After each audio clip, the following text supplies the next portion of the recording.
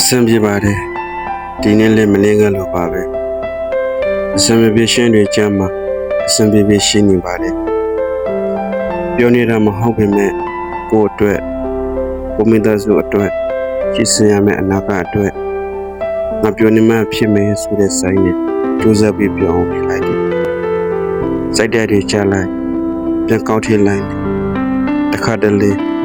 လောကဒဏ်ချိုက်ဘဝကိုရေလန်းငါလည်းစီးမြုပ်လိုက်အချို့ကြိုက်ပေမဲ့ကောက်တွေလာတတ်တဲ့အခါမှာလေစစ်ဖက်ဝင်တယ်ဆိုတဲ့အသိနဲ့ရပါတယ်လောကကြီးရဲ့ဒါလေးငါအချက်တခါတလေလေးမိုက်ပါတယ်ဆိုပြီးအရာပေါ်ရမျိုးရှာလိုက်တခါမျက်ရည်ဟာကိုယ်အတွက်ဖြစ်သိစေရဆိုတဲ့ကိုရှင်တူတွေရဲ့ရှိမှာတော့ဘုံမတင်မဝင်လို့ကိုမျက်ရည်ကိုသူတို့မမြင်ရဆက်ရပြုဆိုင်တယ်ယုံကြည်ချက်တစ်ပွေးတစ်ပိုင်းနဲ့လောကတည်းဘလို့ပြရပန်းဝင်ချဘလို့ပြတိုက်တယ်ကျမရေကိုပြုဆိုင်တယ်